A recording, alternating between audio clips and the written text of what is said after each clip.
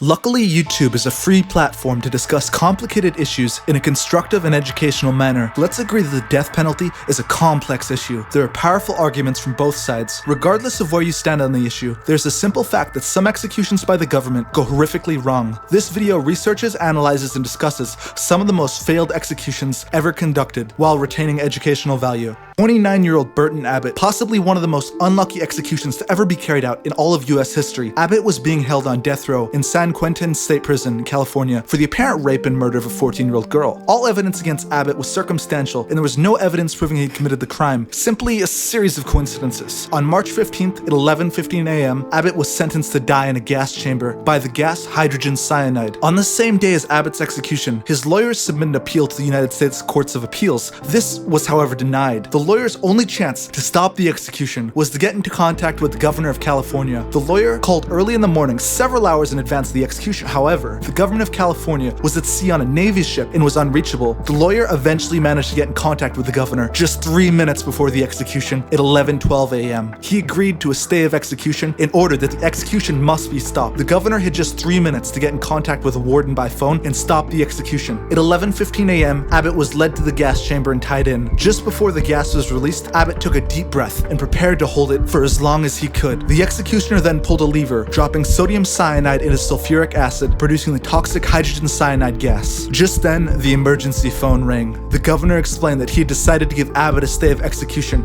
in order the execution be stopped. The warden then explained the pellets had already been dropped. "Can you stop it?" the governor's aide asked. "No," the warden replied. While Abbott was still alive in the gas chamber, it was too late to stop the execution safely. Abbott was eventually forced to stop holding his breath and breathe in the hydrogen cyanide gas. Spectators uncomfortably watched Burton suffocating behind a glass window after the execution had been ordered to stop. Burton was never told the execution was supposed to be cancelled. It would never know that his life was supposed to be saved last minute. In 2006, the state of Florida attempted to execute a man by the name of Angel Diaz. This execution is a severe miscarriage of justice because not only did it cause excruciating pain, but it's also been revealed that Angel is an innocent man who was executed. Despite being found guilty in court, Diaz maintained his innocence pridefully right up until his execution. When Diaz was strapped to the execution table, his last words were haunting. "The state of Florida is killing an innocent person. The state of Florida is committing a crime because I'm innocent. The death penalty is not only a form of vengeance, but also a cowardly act by humans. I'm sorry for what is happening to me and my family who've been put through this." So what was Diaz's horrible crime that made him deserve the death penalty? Well, he robbed a strip club with 2 of his friends in Florida. Upon arriving at the golf club, the staff and customers were locked in a bathroom. The manager was then asked to hand over the club's money. After handing over the money, the manager was shot by one of the 3 men. However, to this day, it has not been determined which of the 3 men shot the manager. Because everybody was locked in the bathroom, there were no witnesses to the murder. The case was unsolved for 4 years, and detectives were desperate to close the case. After Diaz broke up with his girlfriend, she was out for revenge and lied to police, saying that he had pulled the trigger. However, Angel was only an accomplice in the robbery and was not involved with the murder. Angel and only one of the other accomplices were arrested. However, the 3rd man named Willie was never found. Both men told police that the missing man Millie was the murderer. For whatever reason, Angel, who spoke no English, chose to represent himself in court. The problem, however, was that the jury exclusively spoke English. This put him in a major disadvantage. Angel told the court that he had not fired the gun. In fact, there was absolutely no evidence that Angel had been the man behind the gun. This was until a prison mate who spoke only English told authorities that Diaz had confessed that he'd pulled the trigger. But wait, this doesn't make sense because Angel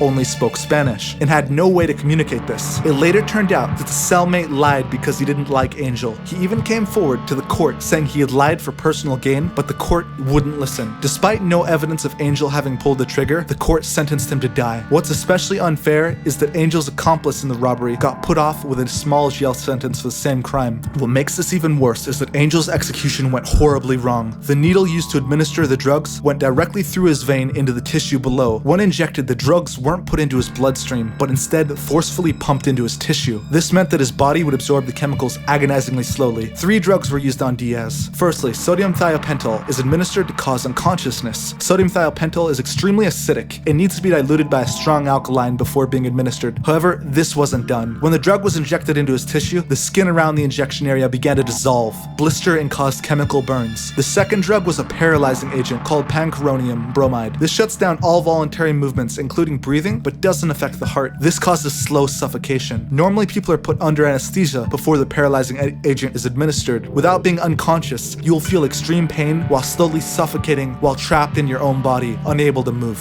As the second drug was pushed mistakenly into Diaz's tissue, resistance grew and it became impossible to push the plunger down any farther because the liquid was not going into his bloodstream. During this time, there were signs that Angel was still conscious, but these were ignored. The execution team then switched to Diaz's right arm and completed the second half of administering the paralyzing agent, meaning he only got half a dose. Angel further began to move and resist, probably trying to gasp for air. Then they administered the third drug, potassium chloride, which stops the heart. This drug burns as it enters your bloodstream, so you must be unconscious before it's administered. Diaz was seemingly not. The executioners then waited, but Angel Diaz would not die, and his heart kept beating. Diaz was in fact fully conscious, but paralyzed in his own body, unable to breathe and slowly suffocating. Witnesses to the execution said that Diaz moved throughout the procedure. This verifies that he was awake and conscious and trying to overcome the effects of paralysis. Witnesses say they saw Diaz's face contort as if in pain. He also spoke at some point during the execution, but witnesses behind the window could not hear what he said. He squinted his eyes and leaned his head back. 10 minutes into the execution, he turned his head to the right and began coughing, fighting for air. It's 16 minutes. More movements were seen. 22 minutes into the execution, he finally stopped moving, but then 2 minutes later, he suddenly jolted and thrashed his eyes open. It took 34 minutes for him to be declared dead. A witness took notes during the execution, and it's quoted saying Diaz's mouth was flexing like a fish out of water, likely struggling while the paralyzing drugs were being absorbed slowly through his tissue. It seems like Angel Niev Diaz would never die, the media wrote. After some extensive research, not just me, but virtually everyone agrees that Angel Diaz was in fact innocent. I think we can agree on one thing. It doesn't matter where you stand on the death penalty. The execution, no, murder of an innocent man is unacceptable. Angel Diaz is just one of several innocent people who've been executed. One very recent study found that as many as 4% of people on death row today are innocent. As of now, there's over 3,000 people awaiting execution in the United States. Unfortunately, probability states that some of these people on death row right now are innocent, while others may have been discriminated against or have not received a fair trial. An important question about morality we face is whether execution is really worth it if 4% of those killed are innocent. Is this an acceptable price for us to pay in the name of vengeance? Regardless of where you stand, let me know your guys' opinions in the comments. I'm genuinely curious to read and learn from all of you. I think it's important to learn from both sides, as they both have a unique perspective and knowledge to provide. An opinion is only valuable, well-founded, and intelligent, not when you spend your time researching your side of the argument, but when you spend a majority of your time engaging and learning from those you disagree with. In this next case, Clayton Lockett, as far as we know, wasn't innocent. His execution is most definitely the one which went most severely wrong. Clayton is what many people who are pro-death penalty would argue deserved to die. His crime is seen as brutal, a single murder. He stood in a ravine with a 19-year-old girl on her knees, a 12-gauge shotgun pointing at her head. Lockett offered her a way out, a chance to save herself. He said, "Don't tell the police. Keep quiet, I don't have to do this. I'll let you go."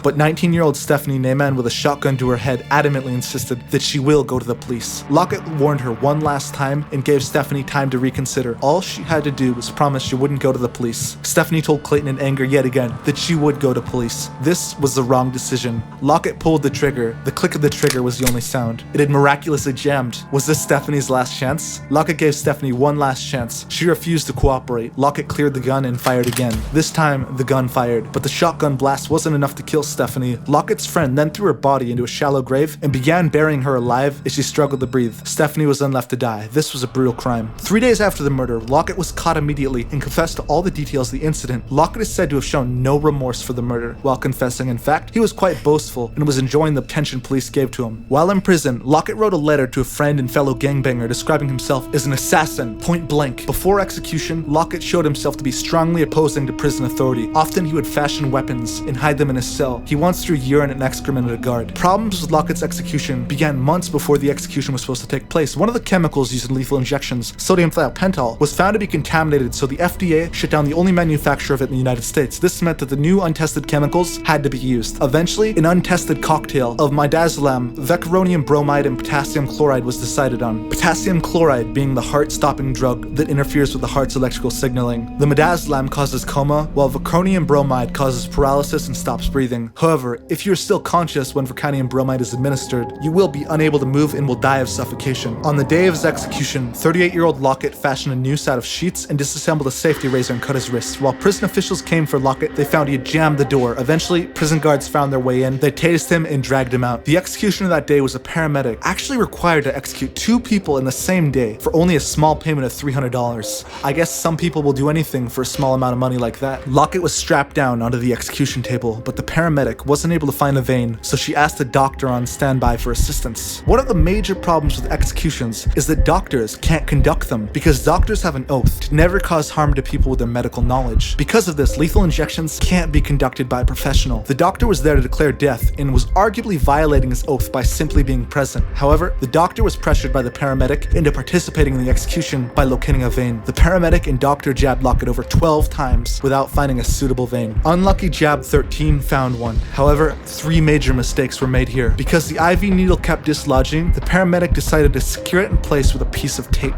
Secondly, because the execution was running late, they used 1 IV instead of the standard 2, leaving room for error. These 2 mistakes caused Lockett to have an agonizing death on the gurney. Somehow, the IV dislodged, while the first drug to knock Lockett out was being injected. This meant the effects of the drug would be much weaker and slower. Instead of seconds, it took Lockett several minutes to fall asleep. Just then, the executioners injected the paralyzing bromide into Lockett. This interferes with the central nervous system and prevents impulses from the brain being correctly sent to muscles. At this point, Lockett no longer had control of his body, his breathing, or his lungs. A person under this paralytic might look at peace because they aren't moving, but if the person is conscious, they're in agonizing pain, trying to gasp for air, but their lungs simply won't move. The executioner noticed the plunger was becoming hard to push. This was the sign that the IV was not connected to his bloodstream. Instead of stopping, she simply pushed harder. A loud moan came from Lockett as he used what little control he still had over his body to express something was amiss. The third heart-stopping drug was then injected, or should I say plunged, into his leg-groin tissue. Just then, Lockett began moving violently, fighting against his restraints. He started gasping for air to try to free himself and get up. His body contorted left and right violently. He then lifted his head and began trying to speak, mouthing words, but not a sound could be heard as air couldn't leave his lungs. The doctor began to investigate and lifted the sheets covering the injection area. He saw it as swollen to the size of a golf ball with the fluid that had been improperly injected. Lockett lifted his head and stared directly at the doctor with a deathly stare. The spectators and the media blinds were then closed. The media heard shouting from inside the executions room. "He's trying to get off the table." The doctor began frantically looking for a new vein and accidentally pierced an artery. Blood had squirted from Lockett's artery, drenching the doctor's shirt. At this point, the warden asked if the doctor had injected enough drugs to cause death. The doctor said not enough drugs had been injected. The governor was then called to order the execution be immediately stopped. The warden returned to the room, ordered to stand down. "Do you mean stop?" the doctor asked. "Yes, stop the execution." The warden told the doctor to save Lockett and begin CPR. 10 minutes later, however, Lockett was declared dead. The autopsy conducted found that Lockett struggled so violently against the restraints that blunt force trauma had been caused to his body. The botched execution caused widespread media attention, and even President Obama commented on it, saying it's deeply troubling. We do, as a society, have to ask ourselves some difficult and profound questions. I believe that education on complicated issues such as the death penalty should involve studying and analyzing both sides of the argument, not just your side. From time to time, people attack and belittle other sides and vice versa. But let me tell you something thought-provoking. Both sides hold their opinion because we value the same things: morality, fairness, and justice. Even if we have an opposing opinion, isn't it true that we're both seeking the same end result? While we both want the same thing, our only difference is what we think the most effective method to reach the best quality of justice is. When you understand this, you realize just how pointless it is to attack and belittle someone just because they have a different belief. So all in all, guys, please think about whether or not you want to subscribe. You can follow me on Twitter, and I still have open messages, and I still reply to every single person who messages me, just like I promised back at 10,000 subscribers. At Vexxed is my Twitter. Please consider subscribing for well-researched content that takes actual time and effort to produce. And as always, thank you so much for watching, and have a wonderful day.